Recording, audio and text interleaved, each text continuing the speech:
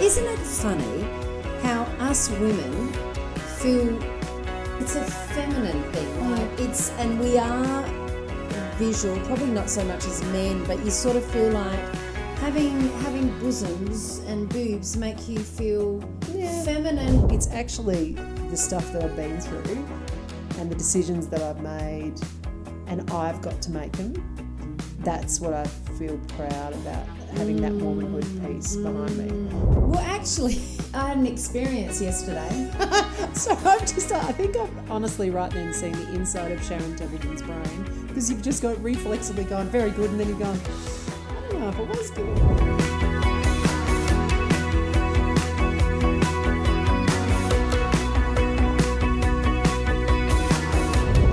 Welcome back. It's the No Woo Woo Wellness podcast, where it's all about wellness with zero crystal energy, unless you want to know. I'm Anna Clark. I'm Sharon Templeton. How's the week been?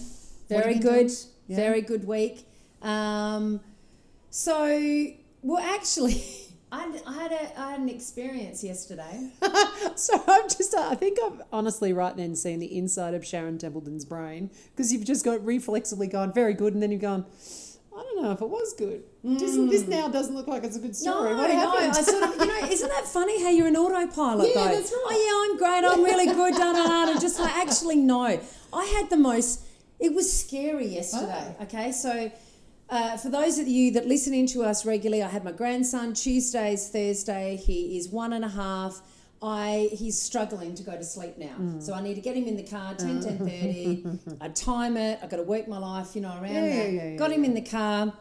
He was asleep. Usually I'm about half an hour, no problems at all.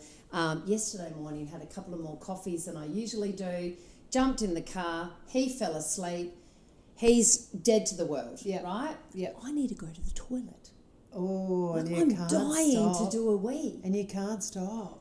You can't get out. Well, I'm sitting in the car and I'm like sitting there going, and then I'm thinking, I don't want to wake him up, right? I don't want to wake him up. I can't wake him up. And literally he's sitting there and fast asleep. And I'm like, if I wake him up, one is going to be foul. Yeah. Number two, I'm thinking like, I don't even think I'm even close to a toilet because I'm parked down a side street because I didn't, I don't want to drive and go anywhere else because I'm like, well, where am I going to go?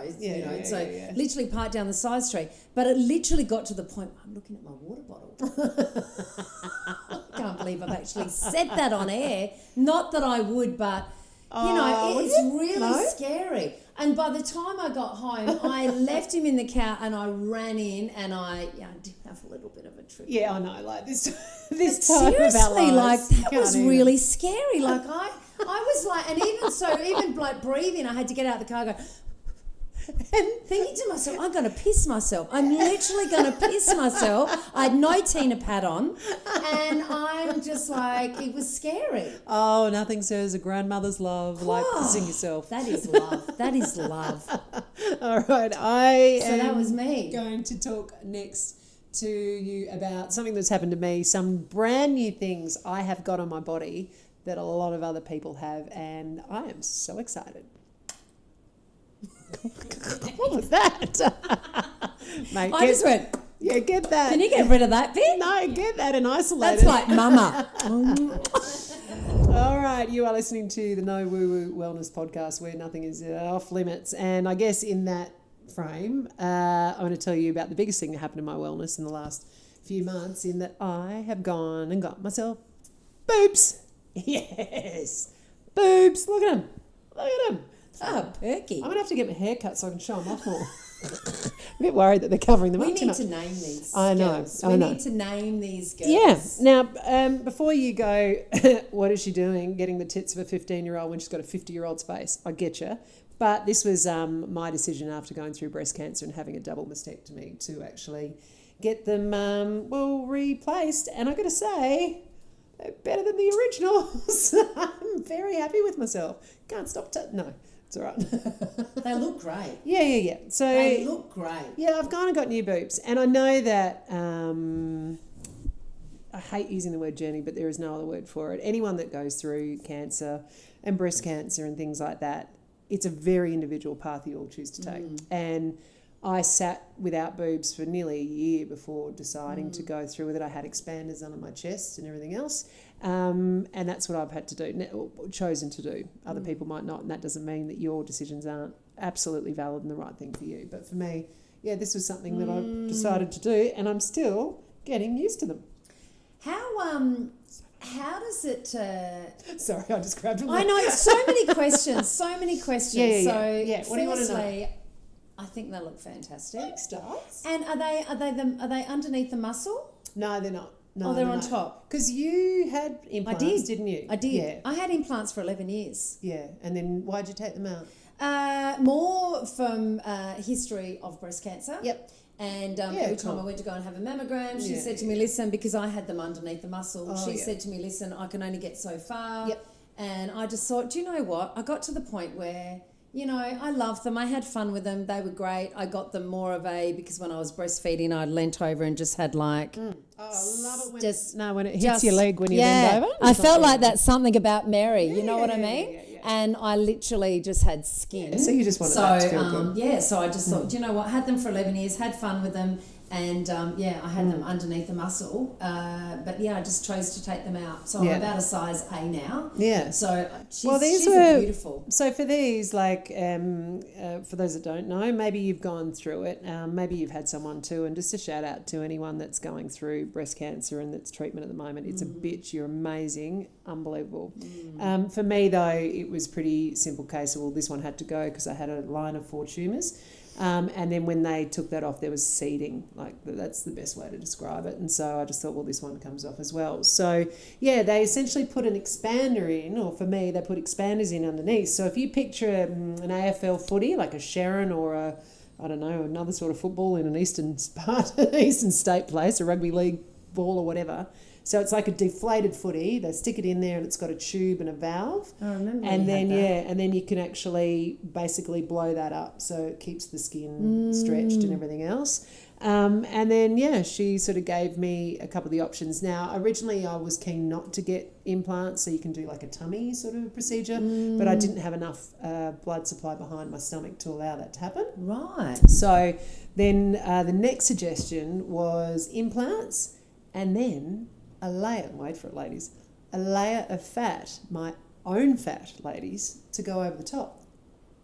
Really? So, essentially, I went to sleep at 8:45 a couple of Mondays ago, and I woke up with no tummy, and I bit off the sides, and I love that. And she put it through, she described it, and then I get all your fat, and I put it through kind of like a salad spinner. I haven't had lettuce since because I can't get it out of my head. But anyway, like a salad spinner, and the good fat... She takes that as needed and then she's put it over the top. That's fascinating. Yeah, it's like even since you would have got your implant, absolutely, the whole thing I reckon is changing so quickly. Did they? Because I had mine underneath the muscle. No. So did they? So when they did them, did they have to take your nipple off? Well, my nipple had already gone. So when they took it, they'd taken everything else as well. So here's a question, because I put this to the kids because we went to the beach at one stage when. Obviously, and I still don't have nipples. We can get into that later. And I wanted to go for a swim but didn't bring my bathers. And so I said, well, if you don't have boobs, are you skinny dipping? You should have seen their tiny brains go, like it didn't matter. So essentially they're in. Couple of things. I understand completely how people can get addicted to plastic surgery, first and foremost. I woke up and I said to my husband 2 days after, I went, oh my God, look at my tummy. This bit that I've felt uncomfortable about for years and years, it's gone. So I get that people can go down that slope and whatever. But so now I've got these bad boys in. No nipple. She could have built me one, which would have been nice. When are we getting the nipples? Well, I've decided I'm getting tattoos. So when I do, how about do you all want to come? We'll get a can of Bundy and we'll go down to the tattooist and we'll tattoo it. No, they actually do 3D nipple tattooing, which apparently is incredible. And are you kidding me? Mate, it is unreal. So I could have had nipples built on them, but my surgeon said, look, if I do that, you're always going to be on. Hello. But also, as you age... People pay for those pads to have those hard nipples. But the difference is, as you age, there could be a chance that, they don't look so even. And so I have elected to go for something smooth. And then, you get 3D nipple tattooing. And my girlfriend, who had both of them done... got drunk one night and showed me, and they were incredible. It was like the Mona Lisa's eyes, how they follow you around the room. It was so good. It was so good. But how do they get the density? Like, how do they get the height? It'll always and be the... smooth. No. So it won't ever stick out or anything. It will just look from wherever you are that it looks like I've actually got a sticky out nipple. Do you know? Because I show them around so much. Do you know? As you're talking to me, all I'm thinking is, where will your old nipples go? Where'd they go? In the bin, I think. Oh. Yeah, I know. Which I'm kind of happy about. Yeah. I asked if I could make them into earrings, but what? She wouldn't let me. She wouldn't let me. I don't know why. What colour are you going to go for? Are you a brown or a pink girl? Well, no, I think I'll go pink. Yeah. I pictured you pink. Yeah. Well, they don't. Yeah, no, definitely. I was about to say something that will get us completely taken off air, which is impossible when you're on a podcast. All right. So I've got them, and so I've got no tummy. Look at that. And then, it's funny. I don't feel like I panicked when I first woke up, and it was I really panicked because they were quite big, and I was thinking, I'm like OnlyFans, like this is where I'm going. This is whatever. Here we go. We're going to make money out of these, but they've sort of dropped and they're. What size did you go for? It wasn't a cup size thing because everybody asked me that question, right?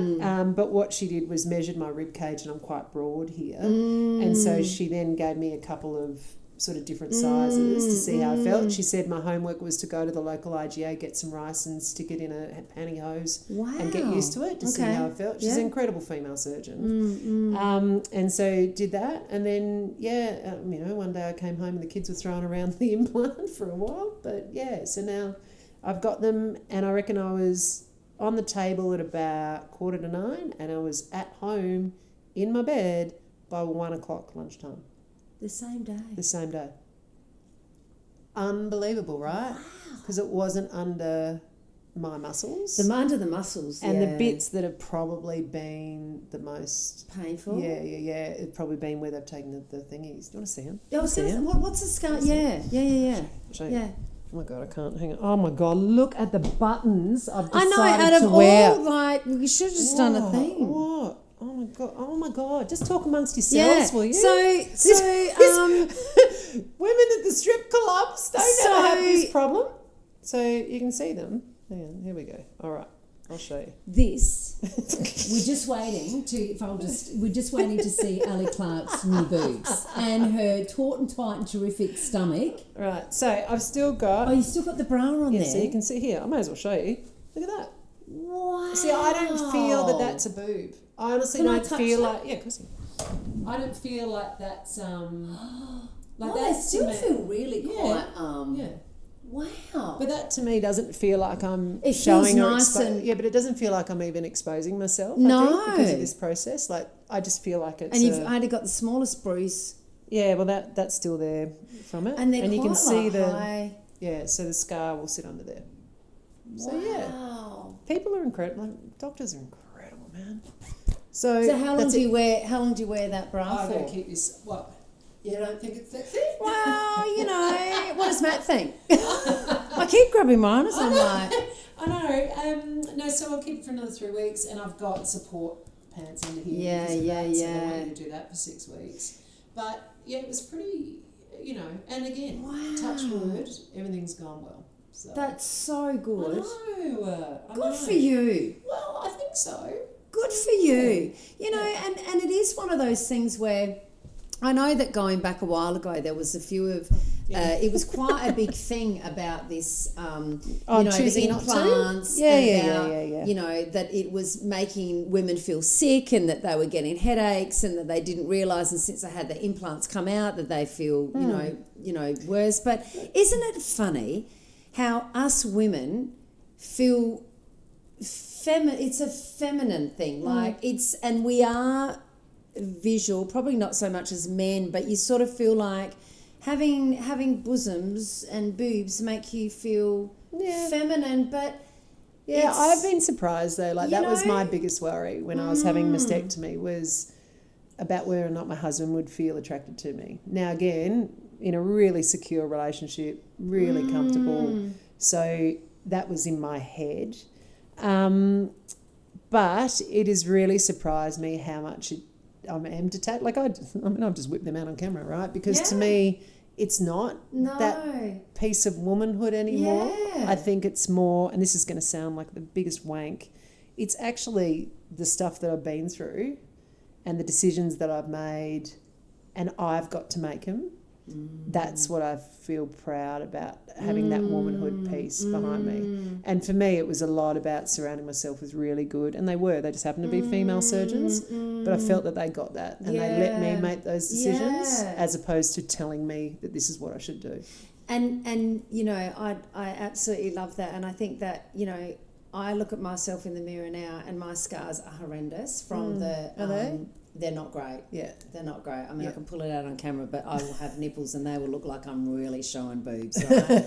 But it is mine's just like a knee. But then I sort of look at that and I think it's a journey. It was a decision that, you know, you sort of make, and yes, I did not have, you know, breast cancer, but I think that, you know, taking them out and having your scars. That's part of who you are. It's part of who I am. It's my journey. I hate using that journey, but it was 10 years of like, you know, I had them put in, and like I look in the mirror and then I was like, oh, you know, they look fantastic. And then I take them out, and then you have another change of mindset going like, oh my God, they're tiny. They look, you know, but it doesn't really define you. Well, I think the biggest lesson that I've had in all of that is that it's actually a privilege to even be here to make that choice. Exactly. And so many other people that have gone through cancer or breast cancer. I absolutely love that. Just don't. So I've had the privilege to be able to take the time to do this, and this is where I am. So you know what? In the grand scheme of things, if I have one brown nipple and a pink nipple, who gives a shit? It doesn't matter. It doesn't matter. So there you go. There's my boobs. Should we name them? I feel like we should name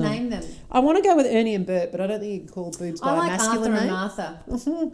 Well, which one's the boy one? All right, we got a lot to work on. No. What about, suggest, put in the comments. Yeah, what should we name Ali's boobs? Name a boob competition. Oh, I've kicked on from university, haven't I, Mum? Well. All right, time for well. This is where we each bring you something that you might want to incorporate into your life to give yourself a little bit more wellness across your week. All right, what are you bringing me? This is hilarious. Wait for this. Sharon, what have you been doing this week? I've been watching the Tour de France. Awesome. That's not the funny bit.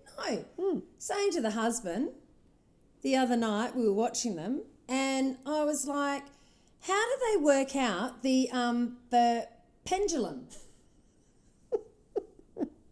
My husband turns around to me and he says, do you mean the Peloton? And I'm like, yeah, that thing, right? Well, he just absolutely lost it. So when you say you've been watching it, how long have you been watching it? Not long, clearly. I was doing it for, you know, say do something nice together, sit on the couch, watch that. But, you know, it's quite a strategic thing. It's ridiculous. Like, because I said to him, well, you got all these people, all these bike riders, they all start at the same time. And then you get the 3 or 4 guys that take off, that start the... Phil Liggett and Bruce Abernathy and Bruce McAvaney, right? I think you're safe. Exactly, right? Your jobs as sports commentators are safe. Right, don't worry, no threat there. All right, so that's it. A bit of Tour de France. Yeah. Well, you do get a look at the French countryside. That's beautiful. Yeah. It's beautiful. So that's what I've been doing. I've been really enjoying watching the... What are they? Not the pendulum. What are they? Peloton. No, so close. Peloton. I'll keep working with her, guys. Same. I'll keep working with her. There's a Sharism right there. All right. My wellness thing is actually to do with what we were just speaking about. And I've really tried to follow some body positivity accounts, right? Because my body has gone through all these changes in the last little bit. You can find your own, but I do follow Taryn Brumfitt. She is a mate of mine as well, but she's a really good one, and I love what she's doing about embracing, yes, our bodies, but also looking at our children and what they have to do. So if you haven't checked her out, go for it. You don't need to follow her, but at least, you know, get yourself ready for it. And there's so many others. I reckon it would be a really cool thing if you mixed up your feeds and put about 10 of those body positivity people in there, if that's your thing, and just start to maybe even out some of the stuff that we're starting to see. All right, here she comes with a big ruler. Yes, it is homework time. Okay. All right, what are we doing this week? Homework. Yeah. Find 3 things about yourself that you like. 3 things. Like physical things? Could be anything. Could be physical, it could be mentally, it could be things that you're good at, things that that you like about yourself. 3 things. 3 things. I would actually love for you to put in the comments what those 3 things are. Yeah. And it could be, it's not just about the way that you look. It could be about 3 things that you like about yourself. You laugh. For example, you like your laugh. You like the fact that you can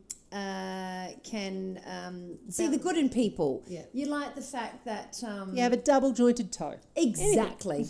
Exactly. I love All that. right, so that's your homework. 3 down there. After you name my boobs, of course. Absolutely. Right, 3 things. Well, I'm going with left tit, right tit, and I'll come back with a third by next week. Sounds great. All right, see you then. See Have a good ya. one.